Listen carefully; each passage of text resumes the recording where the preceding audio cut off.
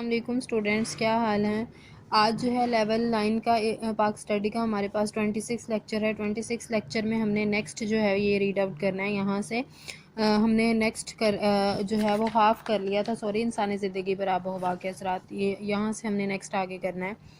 تو اس میں ہمارے پاس کیا ہے کہ پاکستان کے جو صحرائی علاقے ہیں ان کی آب و ہوا بہت زیادہ گرم اور خشک رہتی ہے، اور موسم گرما میں دن کے وقت بہت زیادہ لو چلتی ہے، آندھیاں وغیرہ آتی ہیں۔ پنجاب کا جو کون سے حصے ہیں، جنوبی اور صوبہ سندھ کا شمالی اور جنوبی علاقہ جو ہے خاص طور پر ریگستانی خصوصیات رکھتا ہے اور بہت زیادہ گرم ہوتا ہے۔ بارشیں یہاں کم ہوتی ہیں اور پینے کے پانی دور دور سے جو ہے وہ لانا پڑتے ہیں، پینے والا پانی۔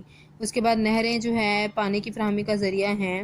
وہاں تو قدرے بہتر فصل ہوتی ہے، لیکن بھیڑ بکریاں پالنا بھی ان علاقوں کا جو ہے وہ ذریعہ معاش ہے، لیکن جہاں پانی نہیں ہوتا پھر وہاں سے لانا پڑتا ہے دور سے۔ اس کے بعد پاکستان میں جو سطح مرتفع بلوچستان کی آب و ہوا ہے، موسم گرما میں گرم ترین اور موسم سرما میں سرد ترین ہوتی ہے۔ بعض مقامات پر سردیوں میں برف باری پڑتی ہے، ٹھیک ہے۔ پاکستان کا خشک علاقہ ہے۔ برف باری والے جو علاقے ہوتے ہیں، پانی کے ذخائر کی دستیابی کا بھی جو ہے وہ اہم ذریعہ ہے موسم سرما کی برف باری جو ہے۔ موسم گرما میں نشیبی علاقے اور چھوٹے دریاؤں میں پانی جمع ہو جاتا ہے، لہٰذا جھیلیں اور موسمی ندی نالے جو ہیں وہ موجود ہیں، ٹھیک ہے۔ اس کے بعد کیا ہے، پہاڑی علاقوں میں بارش کے پانی کو جمع کر کے زمین دوز نالیوں کاریز کے ذریعے ایک جگہ سے دوسری جگہ لایا جاتا ہے۔ اب اگر آپ کو کاریز پوچھا جائے کیا ہوتا ہے تو زمین دوز نالیاں جو ہیں وہ کاریز کہلاتی ہیں۔ بلوچستان میں درجہ حرارت زیادہ ہونے کی وجہ سے زمین دوز نالیاں بہت اہم ہیں، جن سے پانی بخارات بن کر نہیں اڑ سکتا، جس کی وجہ سے اس علاقے میں کاشتکاری شروع ہو گئی۔ اس کے بعد بھیڑ بکریاں اور مویشی وغیرہ بھی پالے جاتے ہیں ایسے علاقوں میں، ٹھیک ہے۔ معدنی وسائل کی دولت سے بھی مالا مال ہیں، پھلوں کی پیداوار سے بھی مالا مال ہیں، لوگوں کا ذریعہ معاش وسائل کی دستیابی پر ہے۔ اس کے بعد ہے ہمارے پاس گلیشیئرز اور دریاؤں کا نظام۔ گلیشیئرز جو ہیں پاکستان کے اندر پائے جاتے ہیں۔ زیادہ تر بلند علاقوں پر درجہ حرارت کم ہوتا ہے، جس کی بنا پر وہاں برف باری ہوتی رہتی ہے۔ جب ایک جگہ برف سالہ سال جمع ہوتی رہتی ہے تو نیچے والی برف سخت ہو جاتی ہے اور کم بلندی کی طرف سرکنے لگتی ہے، یعنی کہ نیچے آنے لگتی ہے، تو اسے گلیشیئرز کہتے ہیں۔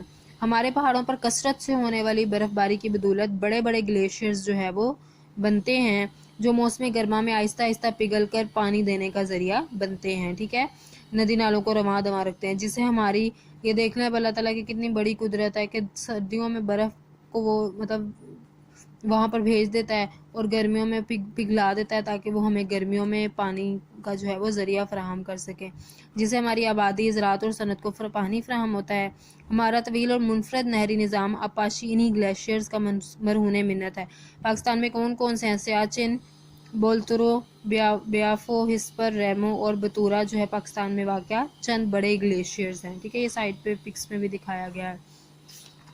اس کے بعد ہمارا دریاؤں کا نظام ہے۔ دریاؤں کے نظام میں پاکستان میں دریا بھی پائے جاتے ہیں گلیشیئرز کے ساتھ ساتھ جو ہے۔ گلیشیئرز موسم گرما میں درجہ حرارت بڑھنے کی وجہ سے جو ہے وہ جب پگھلنا شروع ہوتے ہیں تو اس وقت جو ہے نکلنے والا تازہ پانی چشموں اور نالوں کی صورت میں دریاؤں میں آ جاتا ہے۔ گلیشیئرز کی حرکت کی وجہ سے پاکستان کے پہاڑی علاقوں میں تازہ پانی کی جھیلیں بھی بن گئی ہیں، جو کہ پانی کی مقامی لوگوں کی ضروریات کو پورا کرتی ہیں، ٹھیک ہے۔ دریائے سندھ چین کے سرحد کے قریب شمالی پہاڑوں سے نکلتا ہے، مقبوضہ کشمیر سے ہوتا ہوا سکردو کے مقام پر پاکستان میں داخل ہوتا ہے۔ یہ دریا جو ہے پنجاب اور سندھ کے میدانوں سے گزرتا ہوا صوبہ سندھ میں ٹھٹھہ کے مقام پر جو ہے وہ بحیرہ عرب میں جا گرتا ہے۔ راستے میں کئی چھوٹے بڑے دریا بھی آتے ہیں۔ یہ دریائے سندھ کے معاون دریا کہلاتے ہیں، یعنی کہ ساتھ ساتھ ہوتے ہیں اس لیے۔ ان معاون دریاؤں کے مشرقی معاون دریائے جہلم، چناب، راوی، ستلج شامل ہیں، جو کہ صوبہ پنجاب میں دریائے سندھ کا حصہ ہیں۔ دریائے سندھ کے مغربی معاون دریاؤں میں دریائے پنچکوڑا، سوات، کابل، کرم اور ٹوچی وغیرہ شامل ہیں۔ تو یہ یہاں تک آپ کا آج کا جو ہے وہ ٹاپک ہے۔